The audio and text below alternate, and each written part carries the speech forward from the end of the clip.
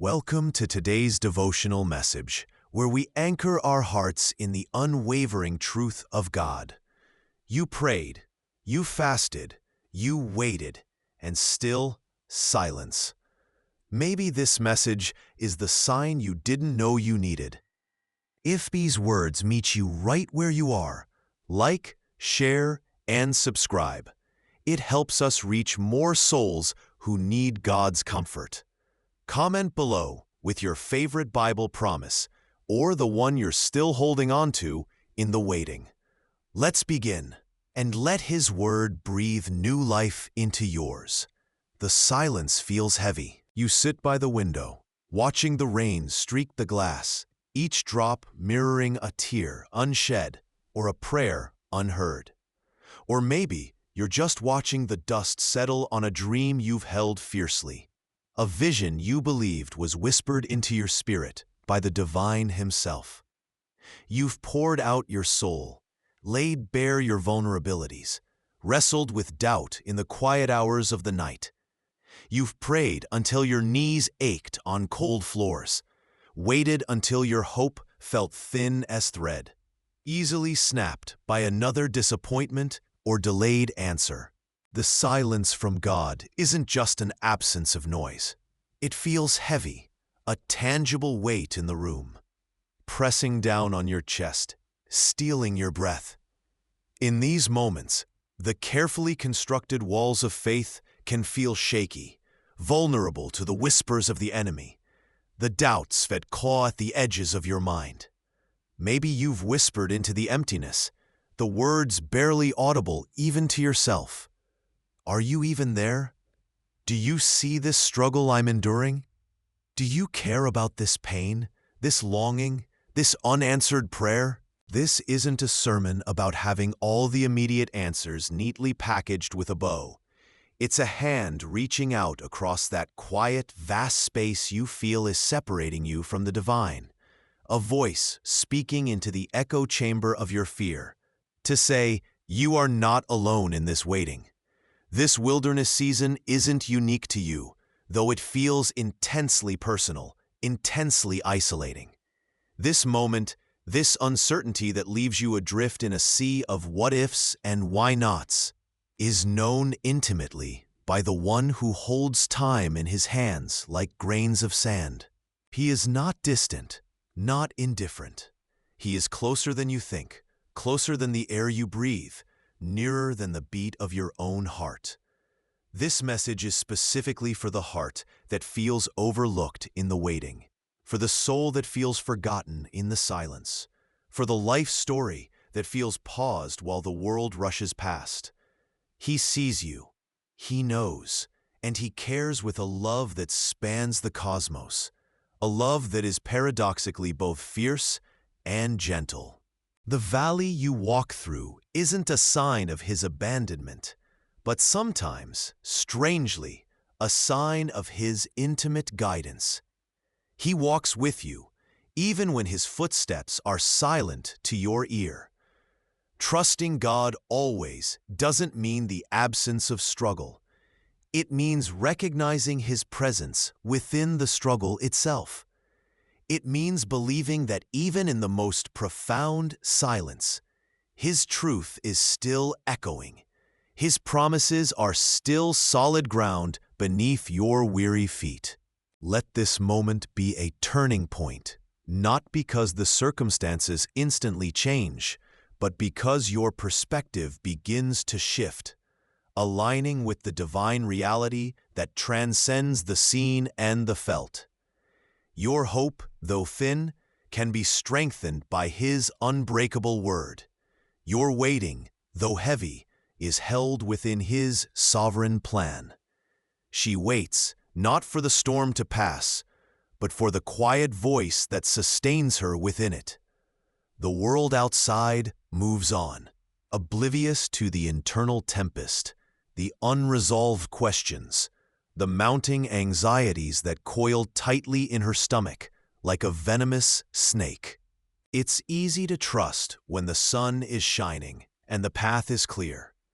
But the true test, the deeper surrender, comes when the fog rolls in, thick and disorienting, when the light dims and every step forward feels precarious, fraught with potential missteps or unforeseen obstacles. This isn't just about receiving what you've asked for. It's about receiving the God who is capable of giving infinitely more than you can imagine, even when the answer is different or delayed. He doesn't promise a life free from trials. He promises His presence in the midst of them. He doesn't always calm the sea immediately. Sometimes He calms the sailor in the boat.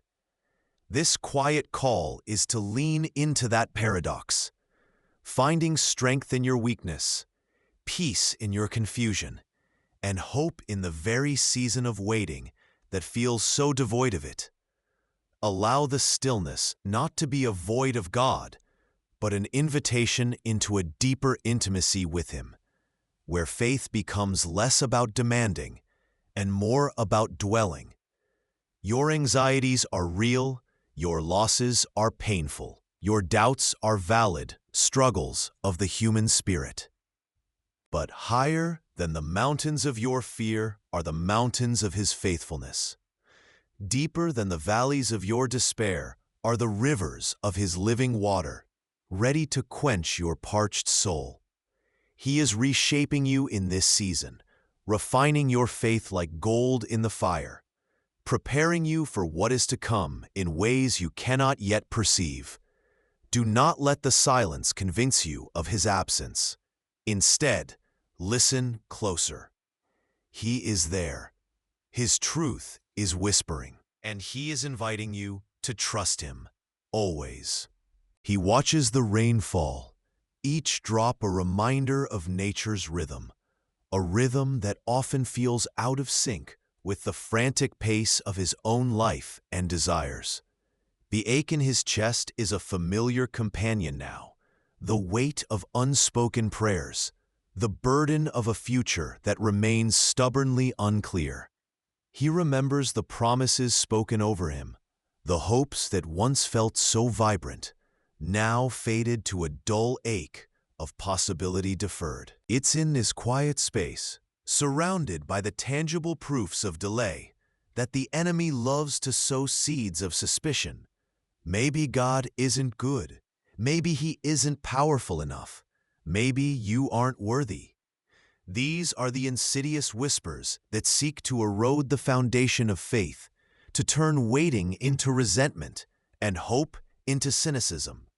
But the truth of God is a bedrock that stands firm against these lies. His silence is not an absence of power or love. It can sometimes be the most profound expression of both. He is working in ways unseen, moving pieces on a cosmic chessboard you cannot even visualize. Just as a seed must be buried in darkness before it can sprout towards the light, some seasons of growth occur hidden from view, beneath the surface of visible progress. Your longing isn't ignored. It's held tenderly in the hands of the One who knit you together in your mother's womb. He understands the depth of your need before you even articulate it. The call is not to suppress the pain or deny the doubt, but to bring it into the light of His presence. Lay it at His feet. Exchange your heavy burden for His light yoke. Trust that His timing is perfect, even when it contradicts your urgent timeline. Trust that His plan is unfolding, even when the picture is incomplete. The oil in your lamp may feel low, the wilderness vast, but He is the source that never runs dry. Your ordinary life, in its very ordinariness and its struggles, is being transformed into a holy story, a testament to the quiet, persistent faithfulness of God. Rest in that. Trust in that, always. You stand before a door that simply won't open. You know this door intimately now. Your hands have gripped the handle, turning it until your knuckles are white. You've knocked, first gently, then with growing insistence, finally pounding until your palms are raw and aching. You've pushed against the wood, leaning your full weight into it, hoping sheer force might prevail. But the door remains, a solid, immovable barrier mocking your efforts. This isn't just a physical door. It's the tangible representation of a desire, a need, a desperate hope that feels blocked. It's the job you poured your heart into applying for, the one you were sure was the one, but the phone never rang. It's the relationship you yearned to see restored, the one you prayed over, reached out to, offered forgiveness and grace for. Yet the chasm remains wide, the connection severed. It's the prayer you've lifted to the heavens countless times, the one you fasted over, wept over, believed with every fiber of your being would be answered in a particular way. But the silence persists, heavy and unbroken. You've tried different keys. You've brainstormed new strategies, crafted meticulous plans A, B, and C. You've sought counsel, read books, attended workshops, desperately trying to find the right key, the perfect method, the secret code that will finally unlock this stubborn barrier. You've made desperate attempts to force a way through, maybe pushing too hard, saying the wrong thing, trying to manipulate circumstances, fueled by the fear that if you don't make it happen, it never will. Yet, here you remain, standing exactly where you started, the door stubbornly shut. Weariness settles deep in your bones. Doubt whispers in the quiet spaces of your heart, a serpent suggesting that maybe your prayers weren't heard, that maybe you aren't worthy, that maybe God isn't as good or powerful or attentive as you were taught. The waiting feels like wandering in a wilderness where the promised land is always just out of sight, veiled by sandstorms of anxiety and disappointment. This season feels barren, unproductive, a time marked only by the stark reality of what you lack, what you cannot access, what remains stubbornly out of reach. You look at others whose doors seem to swing open effortlessly, and the contrast sharpens the ache of your own waiting. But perhaps, just perhaps, this closed door isn't a no from God at all. What if it's something entirely different? What if this isn't a divine rejection, but a divine redirection? This closed door might be a not yet. Like a parent protecting a child from running into a busy street, God might be holding this door shut because the timing isn't right, because you aren't ready, or because what lies behind that door is not actually His best for you at this moment. The waiting isn't empty. It is pregnant with unseen preparation. Or maybe this closed door signifies a not this way. You envisioned the path, the method, the exact way you believed this blessing, this restoration, this answer had to come. But God's ways are not your ways, and His thoughts are higher than yours. He sees the entire landscape, the intricate network of paths that crisscross eternity, while you can only see the one path directly in front of you. He might be closing this specific door because the path you're trying to force open leads to a dead end, a hidden danger, or simply bypasses the richer, deeper journey He has planned for you. Sometimes the path through the wilderness is the very preparation you need for the promised land, even if it feels like an endless detour. This closed door, painful and frustrating as it feels, is an invitation. It is a summons to surrender. Not surrender in the sense of giving up hope entirely, but surrender in the sense of yielding control. It's an invitation to surrender the timeline you've meticulously planned, the method you've exhaustively strategized, the how and the when, to the architect of the universe. He isn't limited by closed doors. He orchestrates them. He works behind these closed doors in ways you cannot comprehend, moving pieces you don't see, preparing things you couldn't imagine. The greatest strength isn't found in forcing this door open, but in the quiet, brave act of trusting that the one who holds the universe in his hands is sovereign over this seemingly small, stubborn barrier. In the silence of the closed door, God is not absent. He is often working most profoundly in the unseen, like a master craftsman shaping precious metal away from the public eye, or a seed growing in the darkness of the soil. This waiting is part of the shaping. This limitation is part of the refining. Your anxiety over the unknown future is met by His promise to guide your steps. Your doubt in the face of this barrier is met by His unwavering faithfulness, a cornerstone in the foundation you stand upon. Let the weight of forcing the door fall from your shoulders. Release the handle. Step back not in defeat, but in trust. Surrender the blueprint, the tools, the very need to understand why this door is closed, and place it all into the hands of the one who holds the master key to every door, and who knows precisely when and how to open the right one.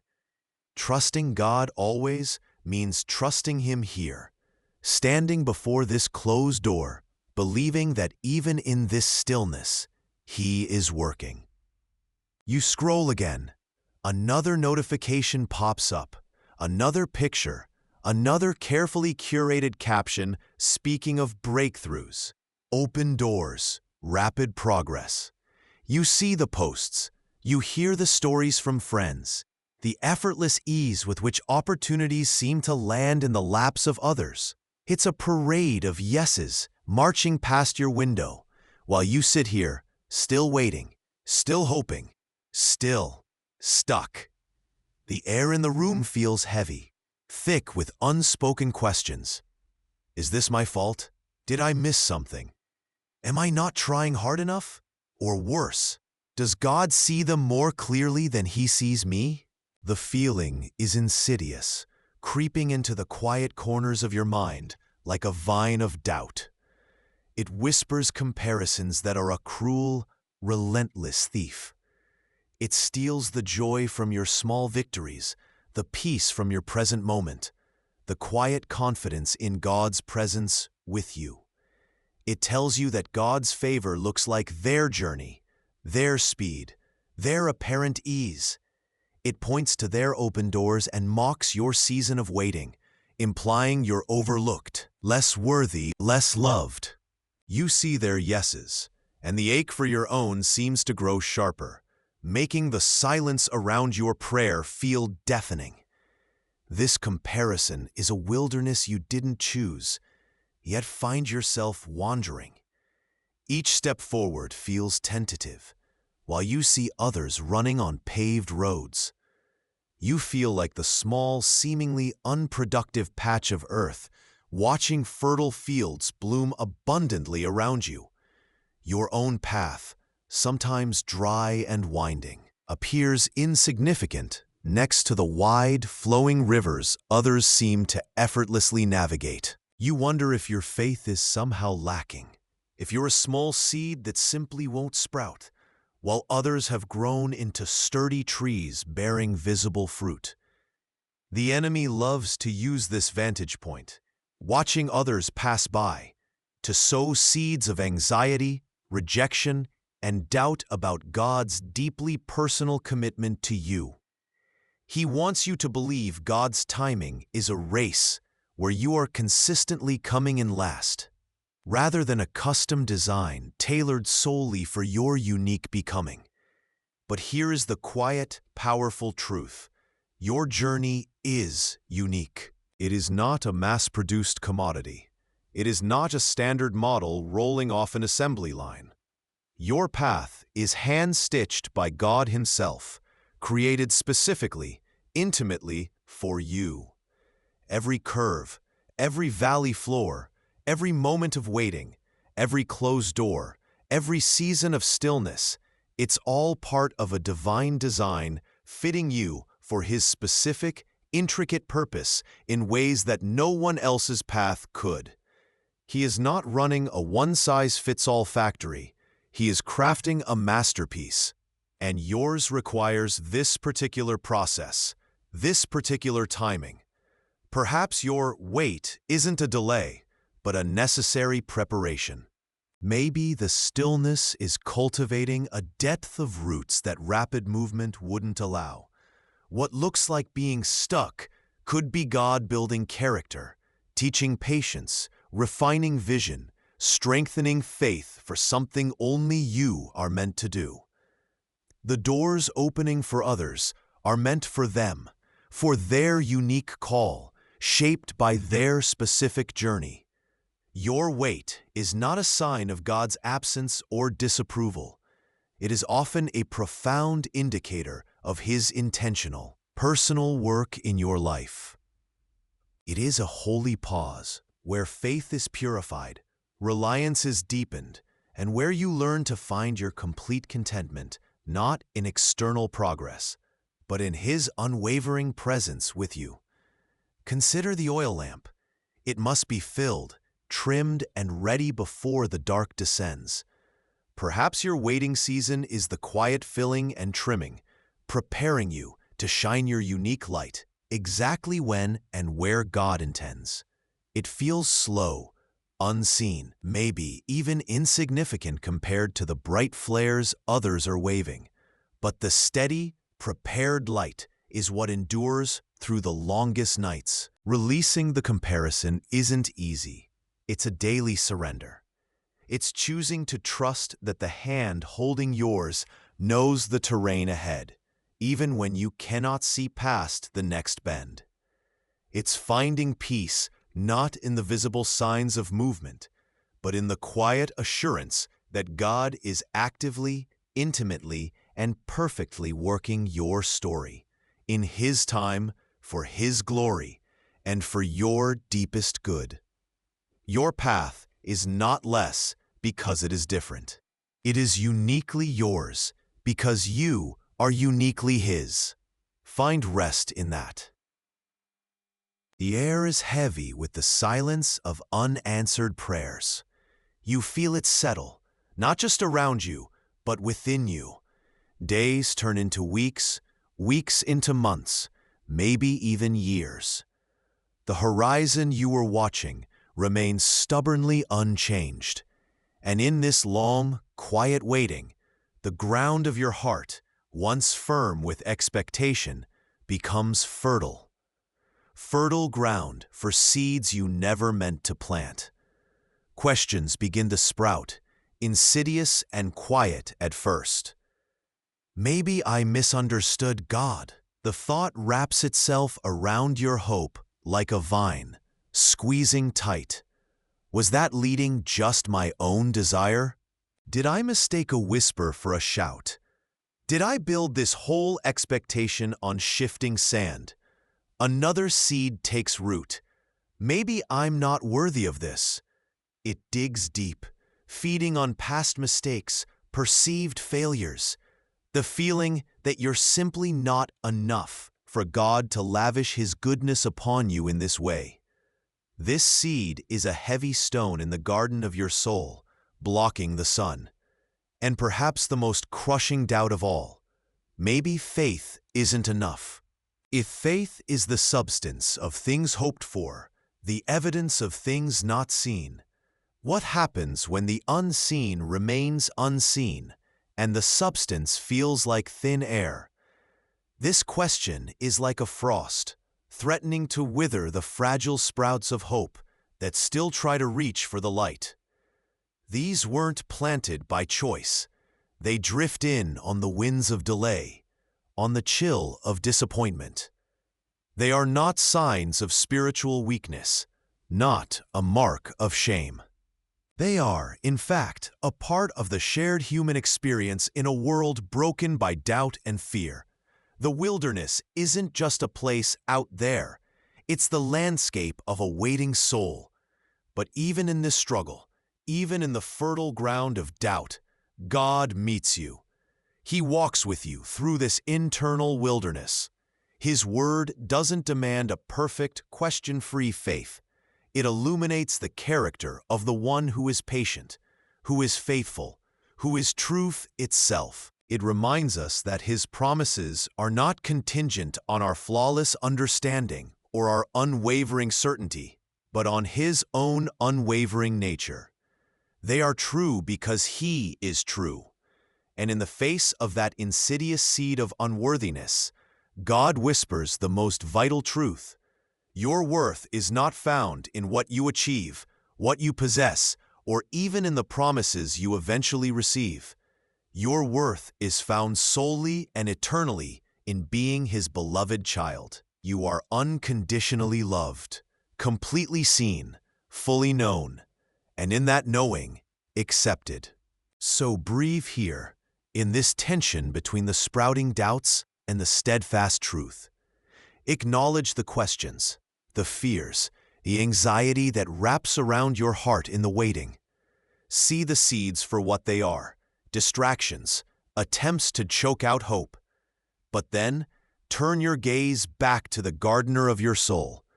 His love is the constant sunlight, His word the living water, able to nourish even the most fragile sprout of faith, reminding you that even in the deepest valley of waiting, you are held, you are worthy, and He is faithful. Sometimes, faith isn't the absence of doubt, but the courageous choice to trust God's character through the doubt itself.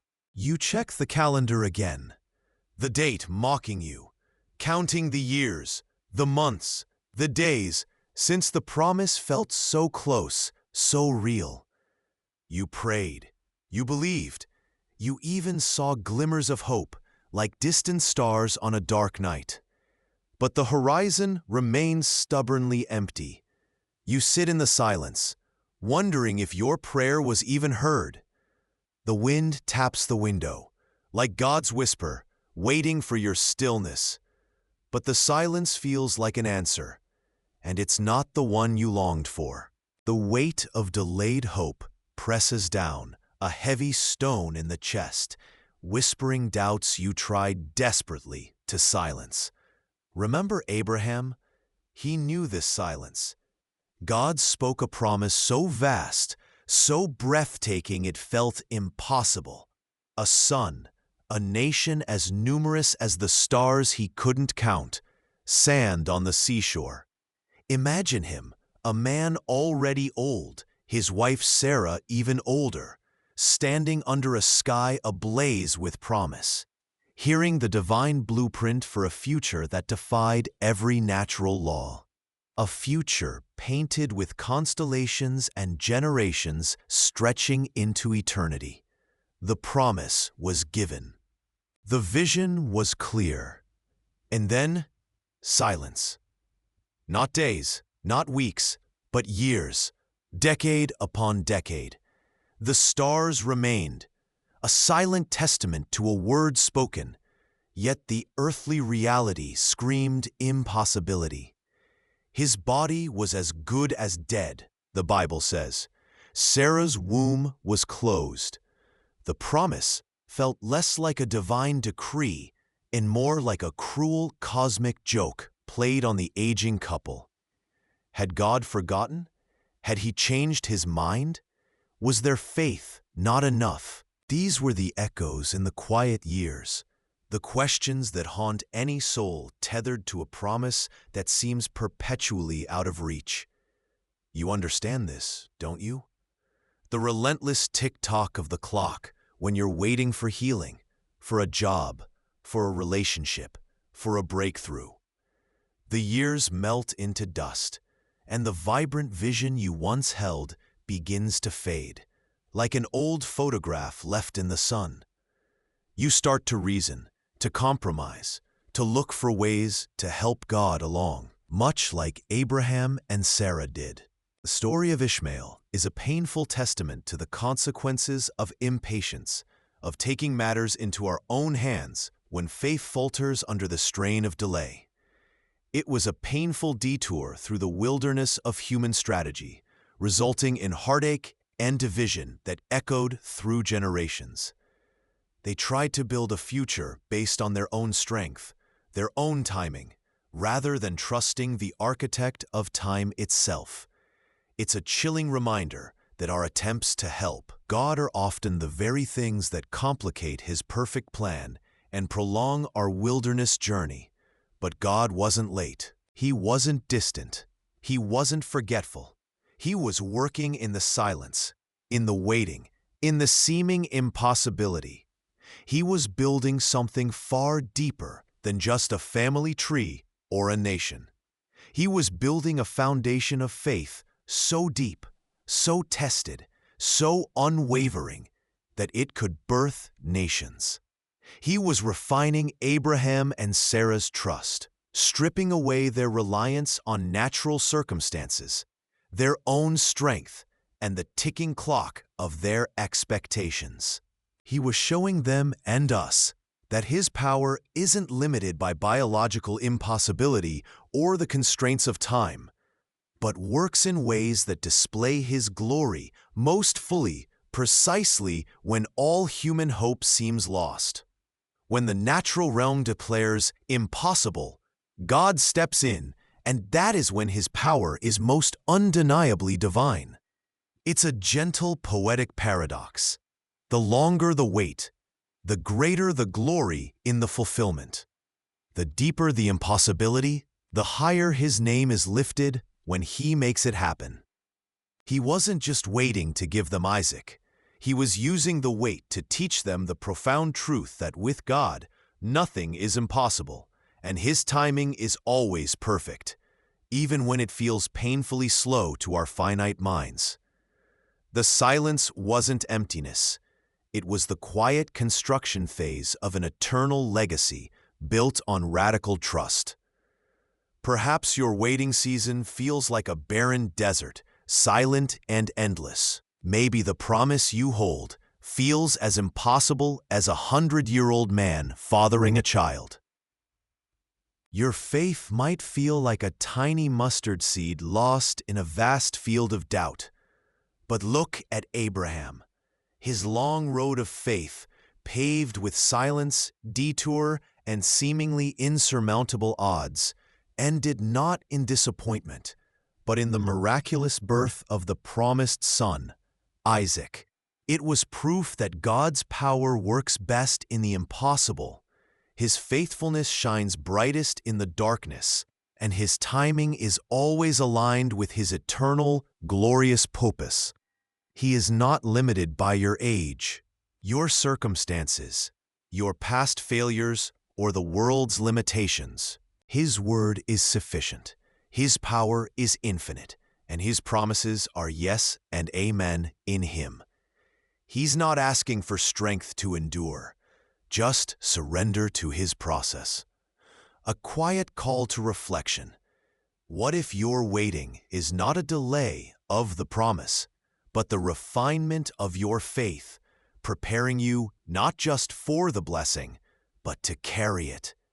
Breathe into that truth. Allow it to heal the anxiety caused by the ticking clock. Renew your trust, not in the speed of the outcome, but in the faithfulness of the one who gave the promise. He is building something deep within you in this season, a foundation of trust that will sustain you long after the promise is fulfilled. The chill of forgottenness settles deep in your bones. You've been cast aside, misunderstood, perhaps even betrayed by those closest to you. Like a dream left shattered on the cold ground, your hopes feel buried under layers of disappointment and injustice.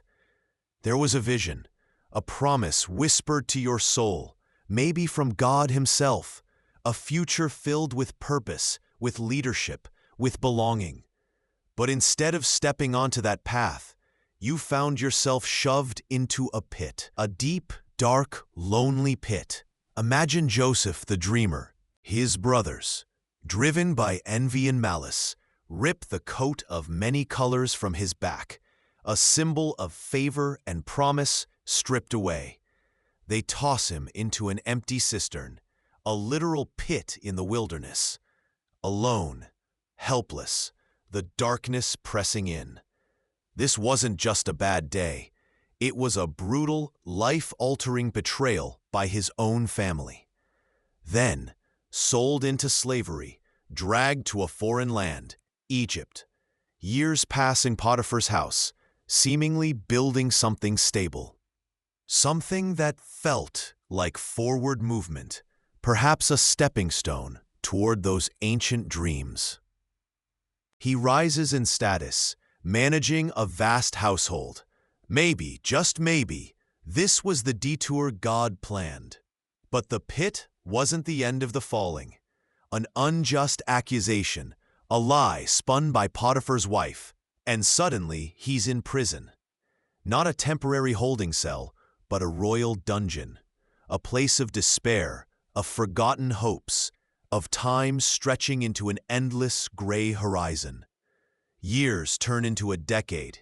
He interprets dreams for fellow prisoners, the cupbearer, the baker, seeing God's hand at work for others, yet his own freedom remains elusive. His prophetic gift is active, but his prophetic destiny seems further away than ever. He's not just in a pit anymore. He's in chains, in darkness, in a foreign land with no clear timeline for release.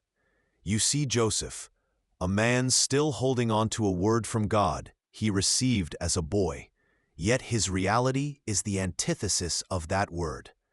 He was meant to be a leader, a savior to his family, perhaps even nations. Now he's a nameless prisoner, identified only by his number or his crime. This wasn't a pause in his journey. It was the crucial, painful, hidden work of preparation. God wasn't idle during those long years in the pit and the prison. He was forging Joseph's character like iron in the fire. He was teaching him wisdom, patience, humility, and absolute dependence on divine timing. He was refining the dreamer into a seasoned leader, capable of navigating political intrigue and global famine. Perhaps you are in your own pit, your own prison of waiting, of unseen struggle, of feeling forgotten by time and even by God. Your prophetic promise, your deep-seated dream, seems impossible in the face of your current reality. But what if this hidden season isn't a delay, but divine calibration? What if the suffering isn't punishment, but preparation? God used the very things meant to destroy Joseph, the pit, the chains, the injustice, to place him exactly where he needed to be, perfectly prepared for the Kairos moment, God's appointed time. The wilderness years weren't empty. They were filled with divine purpose you couldn't yet see. Trust that the darkness holds a holy sculpting. They longed for the land, their eyes fixed on the horizon, aching for the arrival. Freedom won, yes, but the journey? It stretched out before them, a vast shimmering wilderness under a relentless sun. Imagine the dust on their sandals, the heat on their skin, the growing ache in their bellies that freedom didn't instantly fill. You know this ache, don't you? That empty space where expectation met a reality far less green, far more desolate. Maybe it's a health crisis that lingers, a dream deferred year after year, a relationship stuck in a desolate place, or a job that feels like wandering aimlessly when you were promised purpose. You feel rescued from one hardship, only to find yourself facing a new kind of barrenness. The Israelites, fresh from the miraculous parting of the Red Sea, held the promise of a land flowing with milk and honey. A divine promise, undeniable. Yet, their journey, a path that could have been navigated in mere weeks, stretched into 40 long years. Why? It wasn't simply about punishment, though their rebellion played its tragic part. This wilderness wasn't just a consequence, it was a classroom. A rugged, uncomfortable schoolroom designed to teach the most vital lesson: utter dependence on God. Think about it. Every single morning, they had to wake up and find manna on the ground, their daily bread provided directly from heaven, not stored in pantries, not grown in fields, but a fresh morning miracle. They couldn't hoard it for tomorrow. It would spoil. It demanded a daily expectation, a daily faith that God would show up today. When their thirst became unbearable, God provided water from a rock, another impossibility made real by His hand. When they didn't know which way to turn, a cloud by day and fire by night guided their steps. Their entire existence became a living parable of reliance. But they struggled. Oh, how they struggled. Their hunger wasn't just for food. It was for control, for predictability, for the comfort of what they knew, even if what they knew was slavery. The wilderness exposed their deepest fears, the fear of not enough, the fear of the unknown, the fear that God's promise was somehow insufficient or delayed beyond bearing. They complained, they doubted, they looked back with nostalgic, rose-tinted glasses at the leeks and onions of Egypt, forgetting the whips and the chains. Isn't that just like us? In the middle of our own wilderness, we remember the certainty of past difficulties, preferring its known pain to the terrifying uncertainty of a future we can't yet see, even if that future is promised freedom. Their impatience was a blinding force. Their constant longing for the arrival, for Canaan, for the end of the journey, for the promise fulfilled, prevented them from truly seeing the God who was faithfully, miraculously providing in the wilderness. The wilderness wasn't empty of God. It was full of His provision, His presence, His patience. They missed the miracles happening right now because their eyes were fixed on a future they couldn't grasp. They wanted the destination, but God was teaching them about Himself on the way. The waiting wasn't just empty time. It was consecrated space where God revealed His character when their own strength failed. When they were weakest, His manna appeared. When they were thirstiest, His water flowed. When they were most lost, His cloud and fire guided. Their lack became the stage for His abundance. Their wandering became the path of His faithfulness. They learned that dependence isn't a sign of weakness. It's the very posture that allows God's strength to be perfected. Perhaps your wilderness season feels like an endless loop, a trial that goes on and on. You might feel forgotten, overlooked, questioning if God sees you or if the promise He gave you has somehow expired in the dry heat of your circumstances. But what if this season isn't a detour or a punishment, but a sacred schoolroom? What if the very struggles you face today are the curriculum designed to teach you a deeper level of trust than you could learn anywhere else? What if God is less concerned with your swift arrival and more concerned with revealing Himself to you in the waiting? Don't let the longing for the arrival blind you to the miracles of His daily provision. Look for the manna today, that unexpected encouragement, that small strength for the next step, that quiet peace that doesn't make sense in the chaos. Look for the water from the rock, the moment of refreshing, the truth that sustains you when your soul is parched. Look for the cloud and fire, the gentle nudge, the undeniable sign of His presence guiding you forward, even when the path is unclear. Your lack is simply the canvas upon which God paints His faithfulness. He is not absent in your wilderness. He is intimately present, providing, guiding, and patiently teaching you to trust Him with every single step, every single day. The waiting isn't wasted when it teaches you more about the God who walks with you through it. You sit in the quiet, surrounded by what feels like stillness, maybe even silence from heaven. You've prayed about the same thing for weeks, months, perhaps years. You look for signs, for movement, for something to change. But the landscape of your life seems stubbornly the same. It feels like waiting in the dark, hoping for a dawn you can't yet perceive. There's an anxiety that whispers, "Is anything even happening? Did God forget you here?" The fear of being unproductive, of falling behind, of your season of waiting simply being a season of waste, can feel heavy on your soul.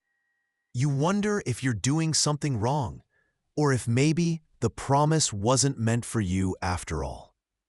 But what if this season, the one shrouded in waiting and unseen progress, is not a pause, but a process?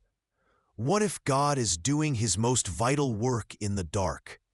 Think of a tree planted firmly by streams of water, promised to yield its fruit in due season. Its stability, its resilience against the fiercest storms, its very ability to bear life-giving fruit doesn't come solely from the branches reaching for the sun. It comes from the unseen, persistent, silent growth happening deep underground, the roots. This is what God is often doing in your waiting. He isn't just making you wait, He is building roots. The waiting isn't emptiness, it is groundwork. While you see no visible progress above the soil of your circumstance, God is strengthening your faith in ways sunshine never could. Faith that isn't built on visible outcomes, but on the character of the one who promises. He is deepening your character, pruning away the parts that cannot withstand the weight of the future He has prepared for you, refining you in the hidden places like precious metal in the dark earth. He is aligning your heart with His, not by changing your external world first, but by changing your internal landscape, helping you desire what He desires, see what He sees. This quiet, often uncomfortable, work is preparing you for what He has prepared for you. It feels like inactivity, but it is intense formation. It looks like delay, but it is divine depth building. The most resilient faith, the kind that doesn't crumble when the winds howl and the floods come, is formed in the dark, unseen places of waiting. It's a paradox. You gain strength not by striving outwards, but by being grounded inwards. You are being rooted, not for comfort in the present moment, but for stability in the storms to come and fruitfulness in the season yet unseen. Trust this hidden process. Trust the gardener who tends the roots in the dark. He is not absent. He is deeply, fundamentally present, building your foundation in the quiet. Let your soul be tended in this waiting, knowing the growth below is as crucial as the fruit above. The wait stretches on, an unwelcome guest in the quiet corners of your life. It doesn't just ask for patience. It demands everything you have and then some. It feels less like a gentle pause and more like fire, hot, intense, uncomfortable. You sit there, feeling the heat rise, wondering if this season is meant to consume you entirely. The plans you carefully laid feel brittle, ready to crack under the pressure. The future you envisioned seems obscured by smoke, hazy and uncertain. This isn't the comfortable walk you signed up for. It's a forced march through flames you never wanted to face. Doubt whispers insidious lies. Has God forgotten? Is He even capable of helping now? But this fire isn't designed to destroy you. It's a divine crucible, a refining process meant to purify your faith. Like gold plunged into the furnace, heated until the impurities surface and are skimmed away. This season is burning away the dross in your heart. It's consuming the self-reliance that makes you believe you have to fix everything on your own. It's scorching the fear that grips you tightest in the darkness.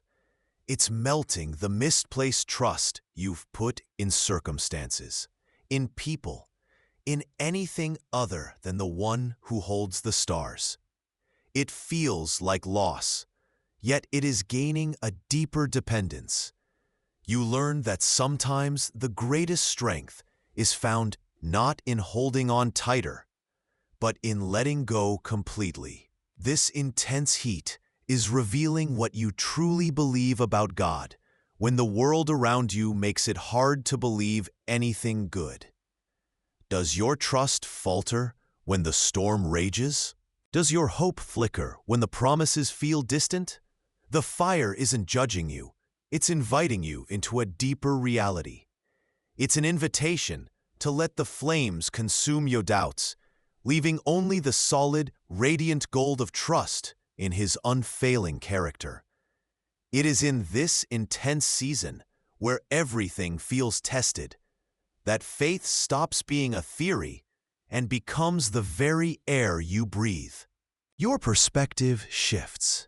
You see not just the heat, but the hand controlling the furnace, ensuring the temperature is perfect, the process precise, for your purification, for His glory reflected in a faith that has been through the fire and emerged not broken, but beautifully, powerfully refined.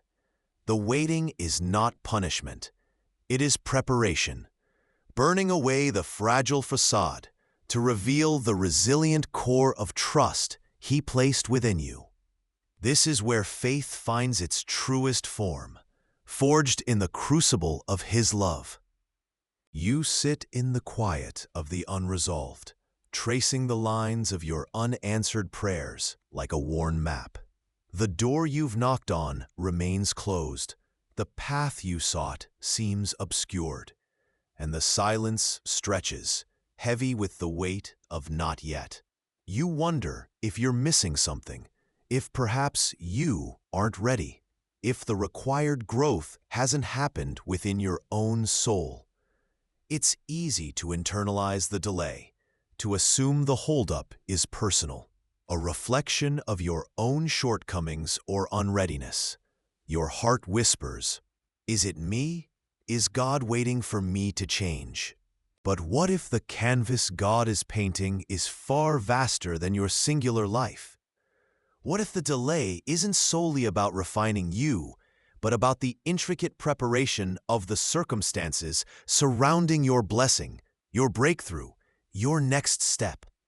God isn't just working on you, He is working around you, seeing the entire landscape, the hearts of others involved, the perfect convergence of timing, the necessary removal of unseen obstacles, the softening of ground where your seed of faith is meant to fall. He isn't just preparing the vessel, He is preparing the ocean for the ship. Imagine a grand architect preparing a magnificent structure. He doesn't just prepare the cornerstone, He prepares the foundation, secures the permits, gathers the skilled builders, sources the exact materials from distant lands, and waits for the optimal weather conditions. Your waiting is not just a pause for your personal readiness. It is aligning with this larger divine construction project. God is working behind the scenes, moving pieces you can't see, orchestrating divine choreography. He might be softening a heart that needs to be open to your message, clearing a bureaucratic hurdle you wouldn't have known existed, or arranging a chance encounter weeks from now that will be the key to unlocking everything. Sometimes, the greatest progress is made in the stillness, not the striving. Perhaps God is preparing the very ground where your breakthrough will land, ensuring it is fertile and ready to receive the fullness of His promise. While you feel stalled, He is busy removing rocks, planting support systems, and ensuring the environment is perfect for the delicate unfurling of His will in your life. Your faith in the waiting is a quiet power, a paradoxical forward movement even in perceived stagnation. It's like a seed underground. Nothing seems to be happening on the surface, but beneath the soil, a miracle is unfolding. Roots are deepening, life is stirring. Preparing for the burst into sunlight at the appointed time. Trust the invisible work. Trust the divine preparer. You check the clock again.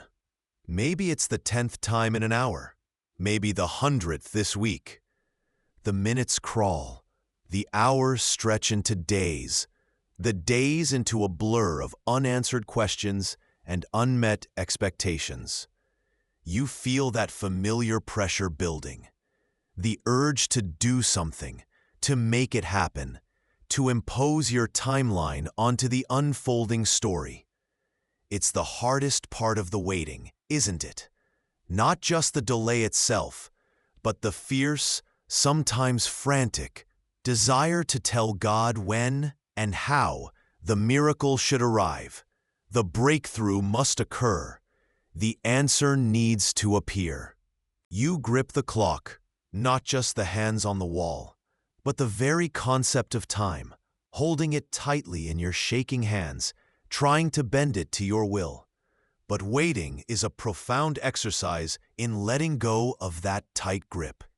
It is the slow, often painful act of handing the clock back, not to chaos, not to indifference, but to the one who created time itself, who stands outside of it, yet works within it.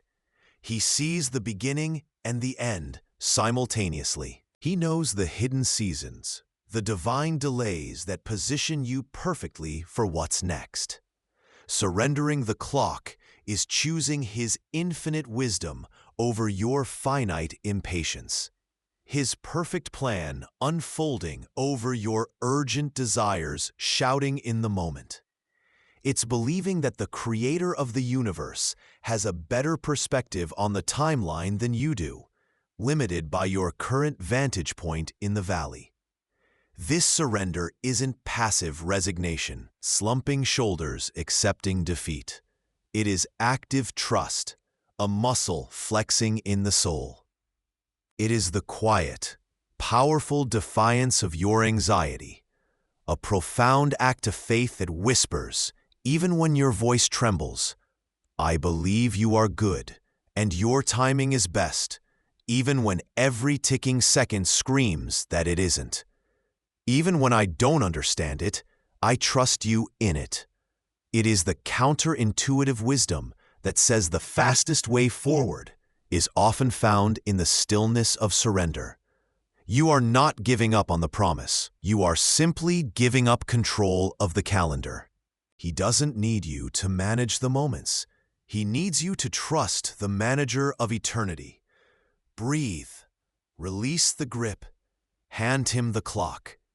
His time is coming, precisely when it needs to. You carry a silent weight into this waiting. It's not just the uncertainty of today. It's the echoes of yesterdays where hope felt like a cruel trick. You waited then too. You believed, maybe prayed with fiery conviction, poured out your heart like water, only to see silence deepen. Promises seemed to crumble in your hands like dry earth, and doors latched shut that you were sure God Himself had promised to swing wide.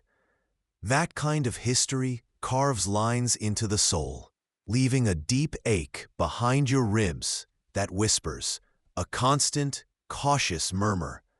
Be careful this time. Don't invest too much hope. Protect yourself. So now, as you sit in this new season of waiting, the air feels thin, charged with a familiar anxiety. Trust doesn't come easily.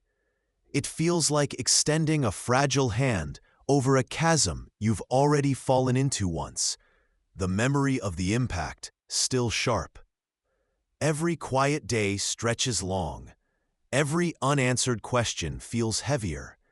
Every unexpected obstacle feels less like a test and more like a confirmation of a pattern. Here we go again. It won't happen. You'll be disappointed, just like before. Your faith feels less like the mighty cedar standing strong in the wind and more like a tattered flag, whipping precariously, threatening to tear free from its post in a cold, indifferent storm. Maybe you still pray, perhaps out of habit or stubborn faith, but the words catch in your throat, laced with a hidden accusation directed skyward or a weary resignation that knows the likely outcome. You try to believe the promises you read, the truths you hold dear, but your mind, unbidden, replays the highlights reel of past disappointments. The job lost after fervent prayer, the relationship that fractured despite faithful waiting, the healing that seemed so close but didn't fully manifest, the longed-for answer that simply never arrived. This isn't necessarily a lack of faith. Perhaps it's a different kind of struggle. It's faith carrying the heavy baggage of perceived betrayal, not necessarily by God Himself, but by the way life unfolded in ways that felt like a direct contradiction to your deepest hopes, or perhaps by human promises that you mistakenly elevated to divine decree. It's the pain of deferred hope, a sickness of the heart that King Solomon knew well, leaving you hesitant to hope again, fearing the sting of it being deferred once more. But here is a profound truth, a gentle whisper in the quiet spaces where your wounded heart hides, where the echoes of past pain are loudest. God is not intimidated by your history. He is not disappointed by your current struggle to trust, by the way your faith feels fragile. He doesn't demand that you mask the ache, that you plaster on a smile, and pretend to possess an unbroken faith you don't currently feel.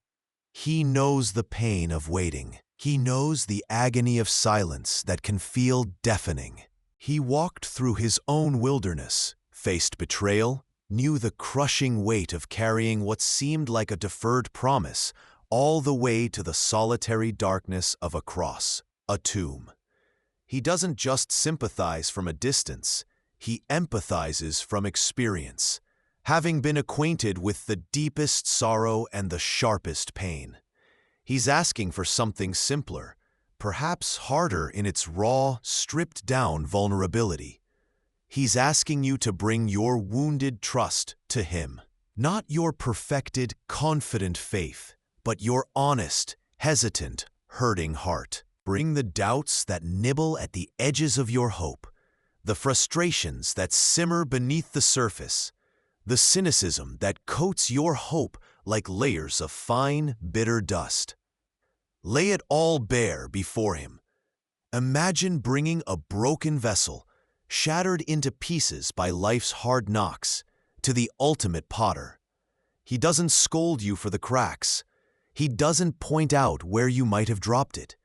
He sees them, yes, but He sees them as part of your unique story. Places where His healing grace can flow most profoundly, most visibly.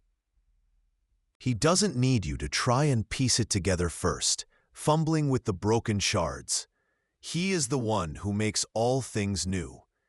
He can handle the full crushing weight of your fears, the sharp, jagged edges of your disappointment, the quiet, persistent despair that maybe this time will be an exact, painful replay of the last. His grace is not just sufficient to endure the current weight, to give you strength for today's walk through the valley.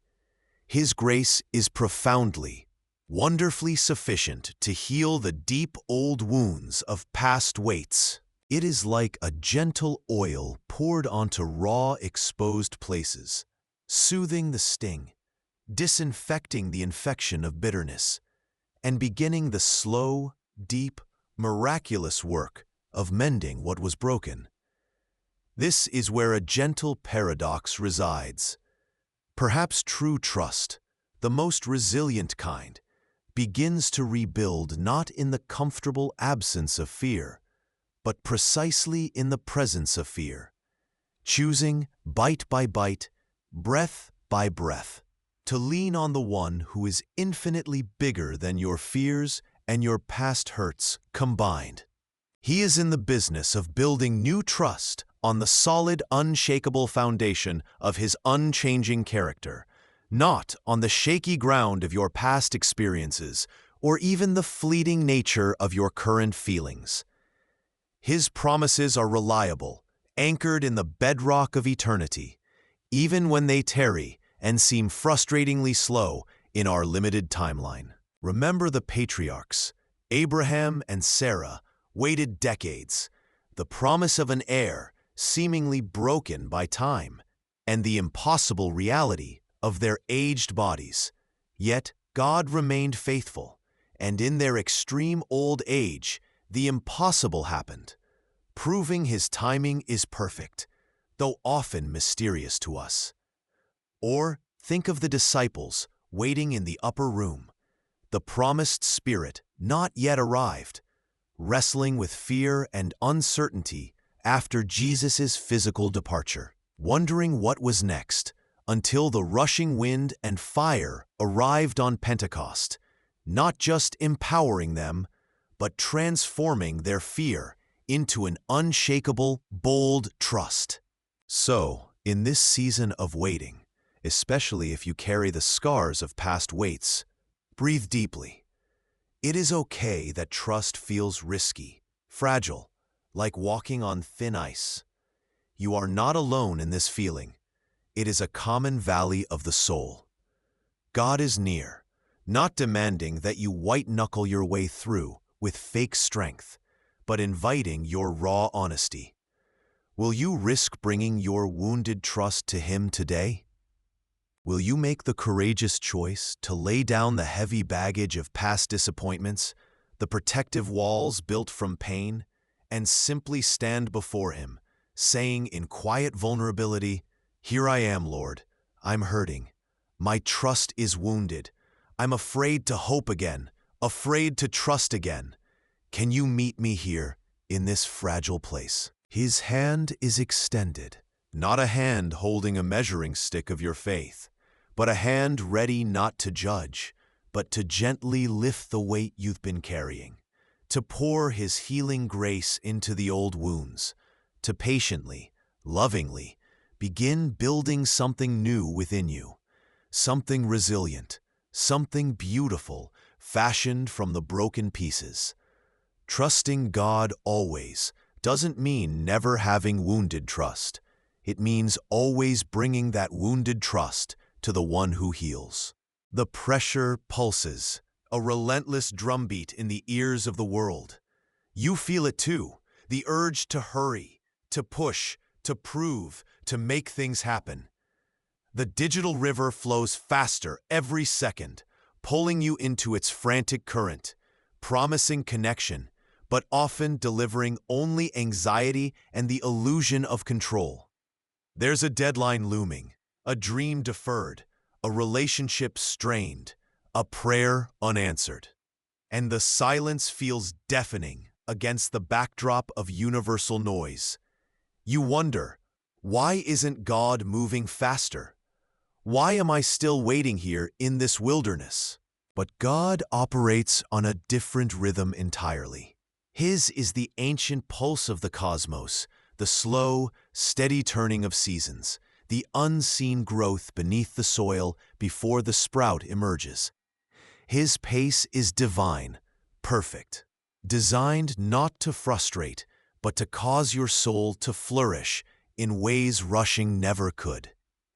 Finding peace in this season of waiting, whatever form it takes, means learning to sync your heart to His beat, not the frantic, artificial tempo of the world.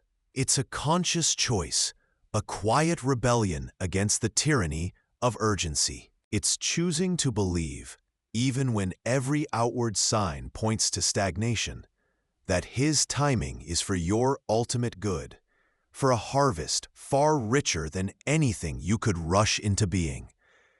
This peace isn't found in forcing the outcome or demanding a quicker answer. It's cultivated in the quiet moments where you intentionally pull away from the clamor. It's discovered as you sit with His Word, letting its timeless truths wash over the temporal anxieties. It blossoms when you choose to rest, not just physically, but deep within your spirit, trusting that He is working even when the work is hidden, like roots deepening in the dark earth. He is preparing the soil, strengthening the foundation, weaving the tapestry behind the scenes. You might not see the threads, but the master weaver is at work. The peace doesn't arrive when the waiting ends. The peace is the presence of God in the waiting itself. He isn't just at the destination. He is your companion, your rhythm, your rest on the journey. The calendar page is a blur of days you've marked, praying this would be the one. You check the clock again, the minutes ticking by like tiny drops eroding stone. The answer you've longed for, the change you desperately need, the healing you've pleaded for, it hasn't come. The world rushes past, seasons shift, others seem to find their breakthroughs, and you are still here, standing in the quiet, sometimes deafening, space of waiting. Doubt begins its insidious crawl, whispering questions you try to swat away. Did He hear me? Does He care? Is it even going to happen? It's the raw human fear that God has forgotten you, that His timeline is somehow broken, that you are stuck outside the flow of His active grace. But there is a truth you must anchor your soul to, a bedrock against the shifting sands of your impatience. God is never late. Never. His timing is perfect. It may not align with your timing or the world's expectations, the urgent pounding of your heart demanding now, but it is always, always on time within His divine plan. This isn't just a nice platitude, it's the heartbeat of His faithfulness, woven through every chapter of history and every quiet moment of your life. Think of Bethany, a place shrouded in grief. Martha and Mary wept, their brother Lazarus taken by sickness. They had sent word to Jesus, "Lord, behold, he whom you love is sick." John 11:3. They knew His power, they knew His love. A swift journey, a word from afar, and Lazarus could have been saved. But Jesus lingered. He waited. He stayed where He was for 2 more days. John 11:6. Imagine the agonizing questions filling the house, the grief turning bitter with each passing hour. Why didn't He come? Doesn't He care about his friend? By the time Jesus arrived, Lazarus had been in the tomb for 4 days. 4 days. The finality of death had set in. Hope was buried with the body. The sisters' words to Him were heavy with sorrow and a hint of bewilderment. "Lord, if you had been here, my brother would not have died." John 11:21-32. It's the echo of your own cry, isn't it? "Lord, if you had acted sooner, this wouldn't have happened." Jesus waited, not because He didn't care, but so His resurrection power would be displayed more gloriously. His delay wasn't indifference, it was divine strategy. He waited until the situation was humanly impossible, until the stone was rolled, the body decaying, the hope extinguished. He waited until the death was undeniable, so that the life He would bring would be undeniable proof of His absolute power, His mastery even over the grave, He waited so he could say, "Lazarus, come forth." John 11:43, and demonstrate a truth that would echo through centuries, a truth that still whispers to your weary heart today. He is the resurrection and the life. John 11:25. His power is greater than any death, any end, any lost cause you face. Your waiting has a purpose in his grand narrative. It's a season that feels like a barren wilderness, but often it's where your roots grow deepest, where you learn to survive on manna from heaven alone, relying not on what you see or expect, but solely on his word. It's a crucible that refines your faith, burning away the dross of self-reliance and forcing you into the embrace of divine dependency. The discomfort you feel is the stretch of your soul, preparing to hold a greater blessing, a deeper revelation, a stronger faith. Sometimes the greatest speed is found in the stillness of his waiting. The paradox is that control is gained not by grasping for the steering wheel of time, but by releasing your grip and trusting the one who holds the cosmos. He is not asking for you to understand his timing perfectly. He is asking for your surrender to it. To trust that the God who raises the dead is intricately involved in the details of your life, orchestrating moments you cannot see, lining up factors you are unaware of, preparing the ground for a breakthrough that will bring him the most glory and bring you the greatest good.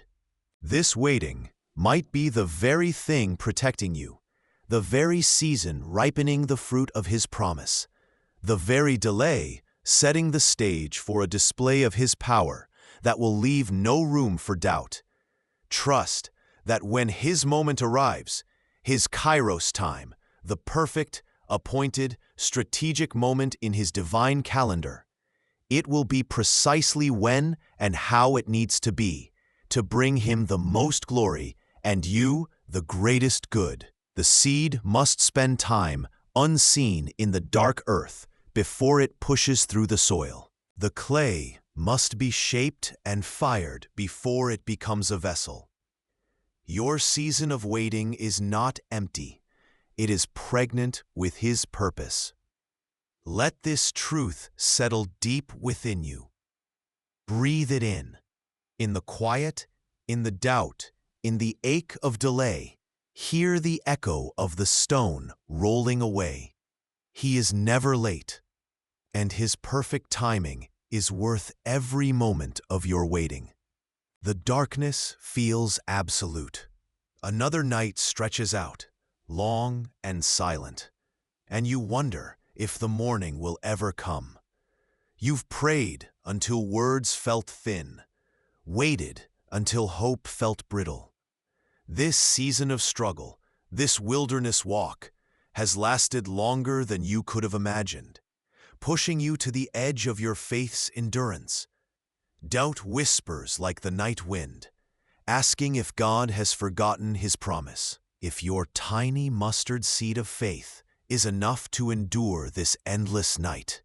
Fear tightens its grip, the anxiety of the unknown future pressing down, loss, rejection, simply not knowing if or when things will change. You look for a flicker, a sign, anything to suggest the end is near, but see only the vast, unyielding expanse of the night sky. But just as surely as the earth spins on its axis, the longest night must give way to dawn. This is the immutable law of God's creation, a living parable of his timing. Your breakthrough is not subject to your calendar, your fears, or even your most fervent demands. It is tethered to his perfect timing, the moment etched into eternity when his purpose for this season is fulfilled. It doesn't rush in with clamoring bells sometimes, but often arrives like the silent, inexorable lifting of the sky from black to gray to radiant gold. It is quiet, yet undeniably powerful. The darkness simply ceases to hold sway. It might not look like the grand rescue you pictured. Perhaps it's a subtle shift in perspective, a new inner peace that makes the external storm bearable, an unexpected connection, or a closed door that reveals a better, unseen path. Yet it will align perfectly with His promises breathed over your life, fulfilling the purpose He designed in the waiting. Think of the sun rising. It doesn't strain or force its ascent. It simply rises at the appointed, preordained moment, banishing the darkness, not through struggle, but by its sheer inherent nature as light. Your season of waiting, this long, difficult night, holds within it the certainty of His coming dawn. It is in the deepest darkness that the light's arrival is most profound.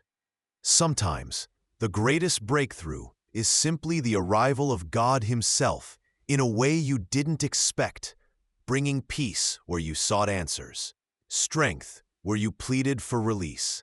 He is not late. You are simply learning to trust the rhythm of His grace.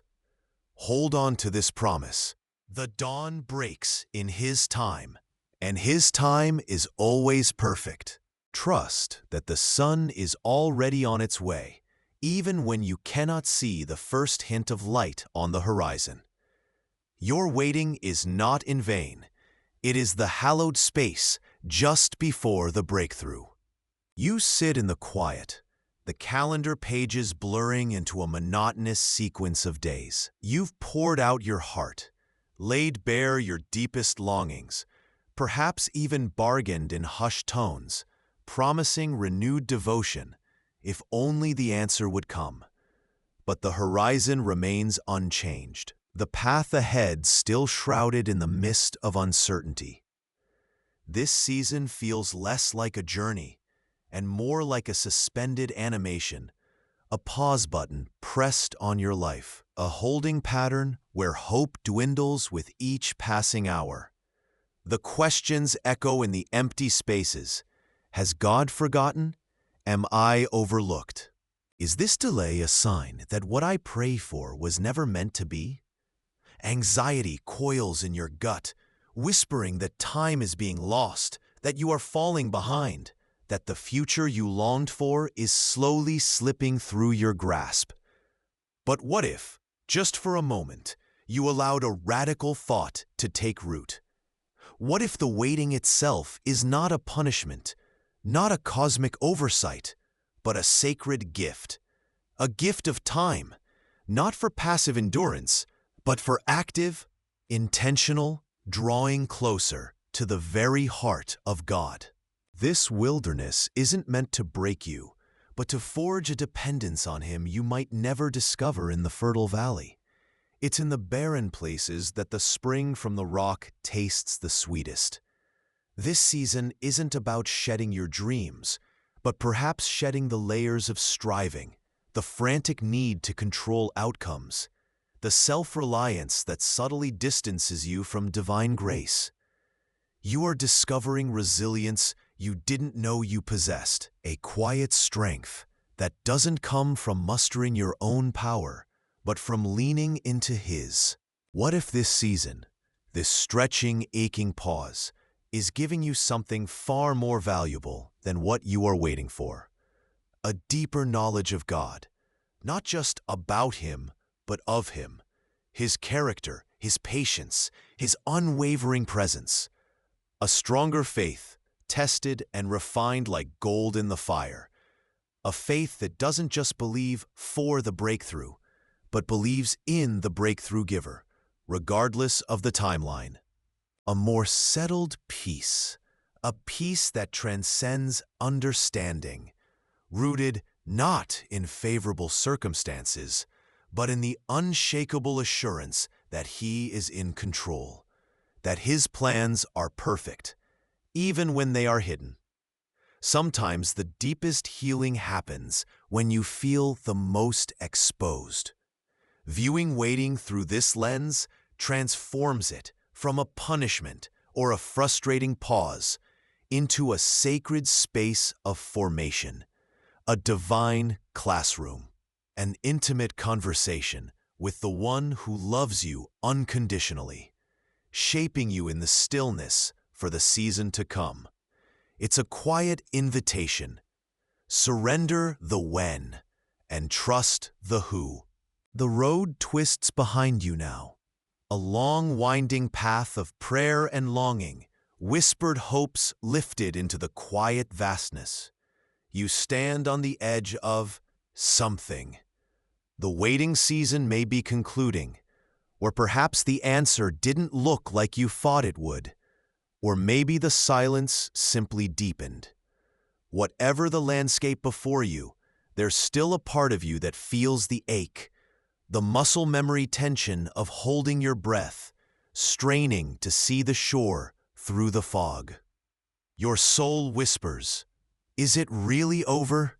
Is it really okay?"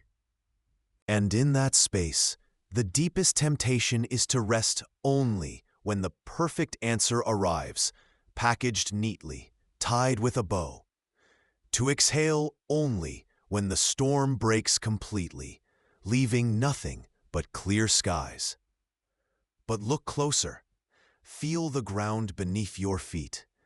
The invitation now is to let your soul find rest, not in the arrival of the answer, not in the cessation of the struggle, but in the absolute, unshakable certainty of God's faithfulness. He who promised is faithful. Hebrews 10:23. This isn't a casual trait. It's the bedrock of his very being. His character is not a weather vane, shifting with the winds of your circumstances or the relentless tick of the clock.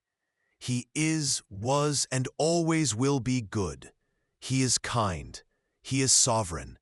And in his infinite wisdom, he is orchestrating all things, including the long pauses, the unexpected detours, the wrestling matches in the dark, working them together for your profound, ultimate good and for the blazing glory of his name. Sometimes the greatest healing isn't the change of external circumstances, but the internal recalibration to his unchanging truth. He is the constant current in the river of your life, holding you even when the banks are crumbling. You are seen, not just generally, but specifically, intimately seen in your exhaustion, your doubt, your quiet tears. You are deeply loved, a love not earned, but freely given, a love that doesn't falter when you stumble or your faith feels like a tiny, sputtering lamp. And you are held secure. Imagine being cradled in hands so vast, so strong, so gentle, that nothing, absolutely nothing, can pluck you out. This is his promise. Even in the silence that felt deafening, even in the uncertainty that felt suffocating, you were held. The anchor was always there, unseen below the surface. Rest there. This isn't passive resignation. It is active trust. It is laying down the burden of control, surrendering the need to understand every twist and turn, and allowing your weary spirit to lean fully into the one who never fails. Listen closely. His presence isn't silent in the waiting. It's singing over you. It's a quiet melody, a lullaby of unwavering faithfulness. It hums in the beating of your heart, in the stubborn refusal of hope to completely die, in the small mercies you didn't even notice. This is what it means to walk in trust, not in sight. To believe the goodness of the author even when the current chapter makes no sense. These hidden seasons, these passages marked by waiting and uncertainty, are not wasted time. They are holy ground. They are the crucible where resilience is forged, where intimacy with God deepens beyond intellectual assent, where your story is being written into a masterpiece of His grace. He is turning the ordinary moments, the quiet struggles, the unanswered questions, into chapters of a divine narrative, a testament to His enduring love and sovereign power. You don't need to see the final page to trust the goodness of the one writing your story. They didn't see the end, but they trusted the author, and that was enough.